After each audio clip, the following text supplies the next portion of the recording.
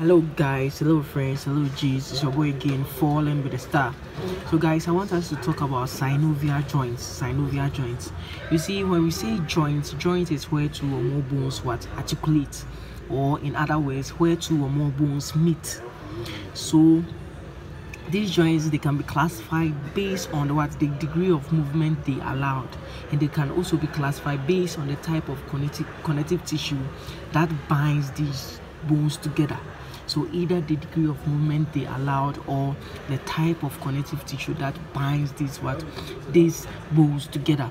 So based on the degree of movement they allowed, we have those that are synarthrotic, synarthrosis, or synarthrotic joints. Understand? For them, they don't allow any movement, so there is no movement. Example, the sutures in the skull. You see, let's take the sagittal suture for example. The sagittal suture is where the two parietal bones where they meet, so they form a joint there. But this joint doesn't allow any movement, so it is a synarthrotic joint. We have those that are amphiarthrotic. For them, they allow slight movement. You understand? They allow some slight movement. For example, you see, when we take your vertebral column, the vertebral bodies, they are being joined. They are being joined to each other by this intervertebral disc, so they form a joint there. But this joint is amphiarthrotic because it allows slight movement. You can bend, you understand, because that joint is amphiarthrotic. That's why you can bend. And we have those that are also diarthrotic. For those that are diarthrotic, they allow free movement. You understand? They allow free movement. An example of these diarthrotic joints is the synovial joints that we are going to talk about. You understand? The synovial joints that we are going to talk about. The synovial joints, they allow free movement. You understand? Flexion, extension, abduction, adduction, circumduction, rotation. They allow free movement. So let's look at some of the features. Some of the features of this synovial joint. I'm going to talk about 6 features of this synovial joint. You see, when you take every synovial joint, you see there is one bone and there is another bone. You can see that the bones, they don't connect to each other. They don't meet. You understand? They are being separated by this space, and this space is what we call the joint cavity. This space is what we call the joint cavity. And because these bones, because they don't meet, you can see that there is this structure here that is binding to this bone and also binding to this bone. So this structure here is actually holding these bones together, and that structure here, that thin structure here, is what we call the synovial membrane. They call it the synovial membrane. And one property about these membranes is that they secrete fluid. You understand? So the type of fluid that this synovial membrane secretes is the synovial fluid. You understand? The synovial fluid. And let's look at the function of this synovial fluid. I see that this synovial fluid actually lubricates the joints. It lubricates the joints. It also reduces friction.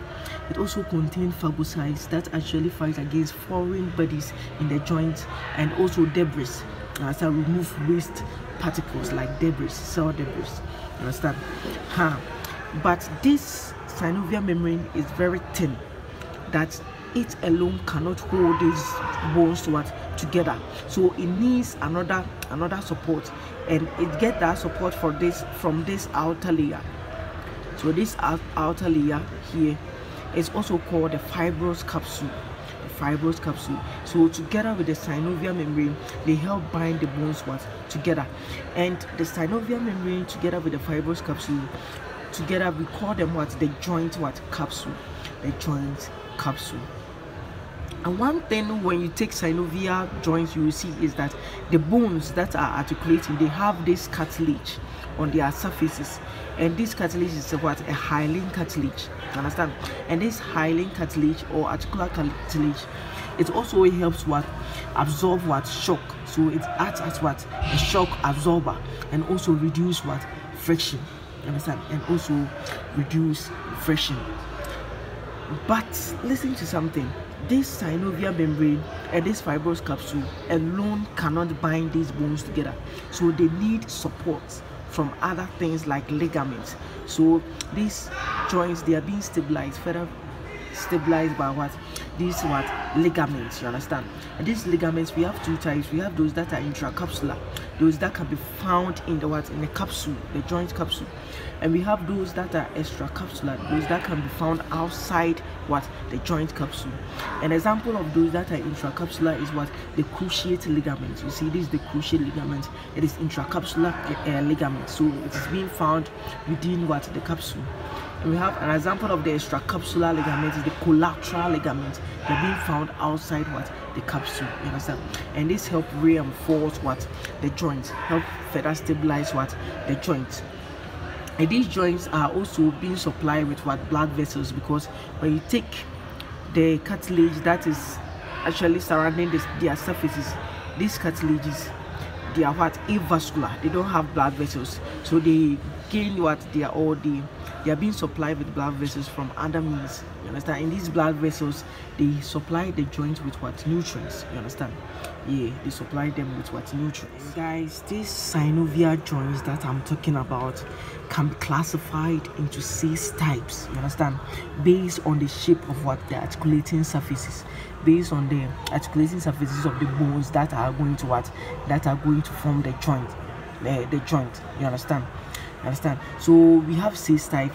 We have the pivot, the hinge, the saddle, the condyloid, which can also be called the ellipsoid joints. You have the ball and socket, and we also have what? The plane or the planar joint or the gliding joint. And these 6 types, based on what? The range of motion that they allow, you understand? Based on the what? The range of motion that they allow. Some of these are what? Non-axial. They don't allow movement in what? Any plane. Some too are uni-axial. They allow movement in only one plane. Some too are bi-axial. They allow movement in two planes, you understand? Some too are multi-axial. They allow movement in what? Many plane, like, you understand? So let's take these 6 types one by one and look at them. So let's take the plane joint or the planar joint. For the planar joint, you see the bones that are going to articulate, they have flat articulating surfaces. You see this one bone, a flat articulating surface, is another bone, a flat articulating surface, and they are going to articulate. So they allow for what? Gliding movements. They are non-axial. They allow for what? Gliding movements, and the articulating surfaces are what? Flat. An example of planar joints is what? The intertarsal joints, the intercarpal joints, and also the acromioclavicular what? Joint. So the intertarsal joint is the joint between your tarsals, you understand? When you take your leg or your foot, let me say your foot, you see the tarsal bones, the kind of joints that is between them is what? The planar joint, you understand? When you take the hand, when you look at the carpals, the type of joints between them is what? The planar joint. The acromioclavicular joint, you understand? The joint between the acromion and what? The clavicle.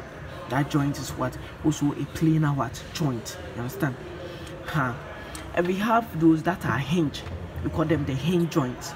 The hinge joints, they are uni-axial. They allow movement in what? Only one plane, and they allow movements like flexion and what? Extension. Flexion and is what? Extension, understand?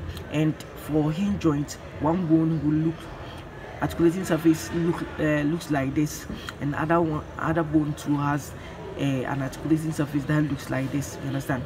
And they are articulating, and they have this door effect. How you open your door and you close it, that door opening effect, door opening and closing effect, hinge, you understand? So hinge joint. Example of this hinge joint is the knee joint, and also the elbow joint, the knee joint. When you take your knee, the joint between your femur and what? Your tibia, they form what? The knee joint. That knee joint is the hinge joint. Also the elbow, the joint between the humerus and what? The ulna, is what? A hinge joint, and it is uni-axial. And we have the pivot joints. The pivot joint. For the pivot joint, they are also uni-axial. They allow movement in what? In only one plane. They allow movement like rotation. You understand? Rotation. And one bone is like cylindrical like this. fitting into another bone that has this circular or round structure, so they fit into it and they allow for what rotation. So example of these joints is what the atlanto-ischial joint, the joint between the atlas and the axis. You understand? You see the axis, it has this dense body or called the odontoid process that will fit into the circular or the round structure provided by what the atlas. You understand? And they allow for rotation. I have those that we call the condylar joints. For them, they are biaxial. They allow movement in two planes. So they allow movements like flexion, extension, abduction, and also adduction. Understand? And for them, one bone will have this what convex surface, another one will have this concave surface, and they will articulate, and they will allow for this what biaxial movements, the flexion, the extension, abduction, and also adduction. Understand? Example of these joints is what the metacarpophalangeal joints. The metacarpophalangeal joint, the joint between the metacarpals and the phalangia and the phalanges. You understand? So the metacarpophalangeal joint is an example of what condylar joints. We have those that are saddle joints. And these saddle joints, they are biaxial, and as I said, they allow movement in two planes. An example is what the first carpometacarpal joint, the joint between the trapezium and what the first metacarpal. So the first carpometacarpal joint, and also sternoclavicular joint, the joint between the clavicle and the sternum. Clavicle and the sternum is an example of what saddle joint. You understand? And it's biaxial. And we have the ball and socket joints. One bone has this surface, and the other bone also have this ball surface. So this seven as the socket, this seven as the ball, and it is multi-axial. They allow movement in many planes. So they allow movement like flexion, extension, abduction, adduction, circumduction, rotation. Understand? So they are multi-axial. And example of these joints is the hip joint. The joint between the pelvis and what the head of what the femur. Understand? So when the head of the femur fits into what the acetabulum. Understand? The acetabulum of the pelvis, they form this hip joint. We have the shoulder joints. It is also called the glenohumeral joint, the joint between the head of what the humerus and what the socket provided by what the scapula, that's glenoid cavity. Understand? They form what the shoulder joints. So that's it for what synovial joints. Thank you.